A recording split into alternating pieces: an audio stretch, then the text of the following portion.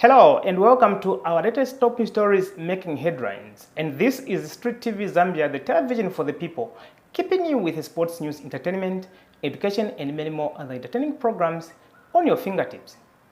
Always remember, there is no better place to be more than this one.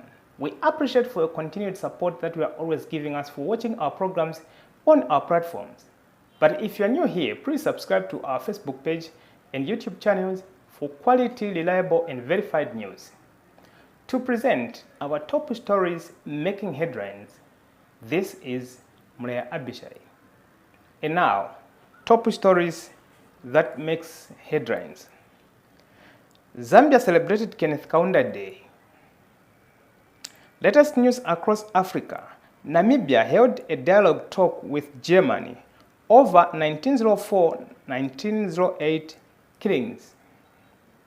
In sports news, the Zambia national women's team under 17 qualified to the World Cup 2025 for a third time, which will be hosted by Morocco this year. But before we go into the details of our top stories making headlines, let us have a quick short break.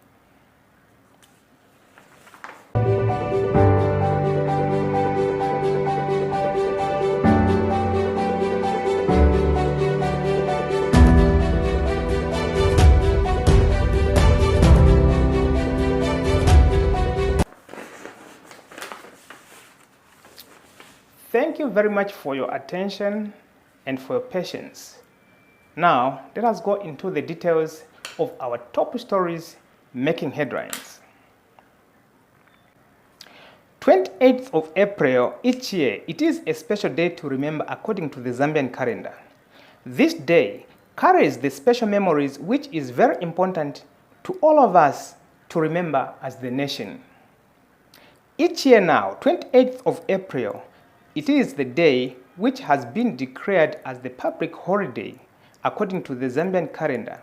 The reason behind this, it is that is the exact date our former first Republican president of Zambia, Dr. Kenneth Kaunda, was born. To honor his legacy, this day was declared as a public holiday so that everyone can have enough time to celebrate the birthday of our former first Republican president of our great nation. Kenneth Kaunda was born in 1924 on 28th of April in Chinsali, Muchinga province in the Republic of Zambia. Dr. Kenneth Kaunda ruled the country for the period of 27 years from 1964 up to 1991, when President Dr. Frederick Titus Jacob Chiluba was elected as the second president of the Republic of Zambia under the Movement for Multi-Party Democracy, MMD. The Kenneth Kaunda Day attracts the attention across the continent of Africa and beyond because of the influence Dr. Kenneth Kaunda had. President Kaunda is also celebrated as a hero freedom fighter not only in Zambia but across Africa. In Zambia, Dr. Kenneth Kaunda and others fought for our freedom we are enjoying today as the nation. President Kaunda managed to unite the country under the umbrella of One Zambia, One Nation motto. This was achieved through the signature of the great song of all times, Tiende Pamozi na Mutima Umozi. It is hard to forget about his great achievements he brought to our nation. Moving to his birthplace in Chinsali, Muchinga province, this year's event was well organized. The Muchinga Province Deputy Permanent Secretary, Mr. Brian Schande, flagged off a vibrant health walk in Chinsari. This health walk was made to remind the new generation about good practices toward good health Dr. Kenneth Kaunda championed during his lifetime. This event attracted government officials, traditional leaders, and others from different walks of life. As the nation, we need to continue moving forward as the united nation we are, with the same motto, One Zambia, One Nation. We don't have to allow anything to divide us. We are one Zambia, one people.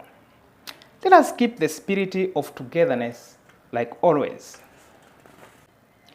And now, latest news across Africa.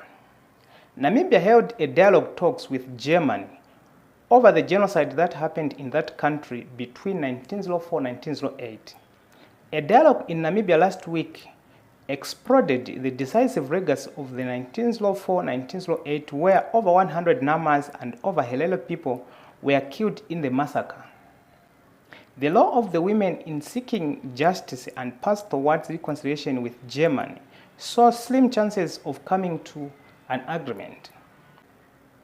Some sections of the people said that the event, which wiped over 100,000 Namas and over Helelo people, was a genocide in nature, and others said it is an unsolved crime against humanity, which has been ignored for too long to be resolved. And this calls for an urgent consideration towards the possible way to resolve it. The whole world is quiet, and it is giving a deaf ear to come on board to provide solution to see this matter settled. The human rights, they are also quiet to provide the direction on how to resolve such uncalled for act of violence. The discussions were focused on key issues, including the role of women's leaders in dealing with restorative and reparative justice. Speaking during a panel of discussions, OSF Managing Director Brian Kagoro said, Namibia needs to take a bold step to resolve over this issue, and they need to call the 1904 massacre as a crime against humanity. He further stressed to say, when talking of reconciliation, the perpetrator and the victims must both agree and deal with the same issue. He also said it is important also for the international communities to stand up in solidarity with the people of Namibia to increase the voices until this issue come to a point where it is dealt with. Mr. Kagoro also said the amount of wealth and dignity lost by the affected communities cannot be quantified in monetary form. So the discussion ongoing should be guided by the fact that the people were dehumanized and lost their dignity in the process of that violence act by the Germans. The perpetrators, they are also reminded that they need to realize that the actions they took were wrong, and they need also to apologize publicly and condemn their acts. In sports news, the Shiporopolo Under-17 national women's football team have qualified to the World Cup Women's Games for a third time in history. On Saturday, 26th of April 2025, Zambia Under-17 national women's football team played against Benin away in Lome, Togo, where Shiporopolo won 4-1 against Benin. The 4-1 win against Benin makes the Zambia national Under-17 qualify to the World Cup for a third time. In 2014, the Shiporopolo qualified for the first time to the Women's World Cup, and in 2024 edition, they managed also to qualify for the second time. And now, for the third time, the young Shiporopolo have made the whole nation proud for qualifying for the third time. The 2025 edition Women's World Cup will be hosted by Morocco between 17th of October and 8th of November 2025. The third round final qualifier games were being played in Togo at Lome Stadium, where Shiporopolo captain Messi Chipalo opened a scoreline in the 4th minute of the first half. Messi scored again in the 8th minute through a free kick. The Benin player scored in the 14th minute of the first half to make it 2-1. Zambia continued to dominate the game in the first half. They created good chances but never converted all of those chances. In the second half of the game, Zambia again continued to dominate against Benin.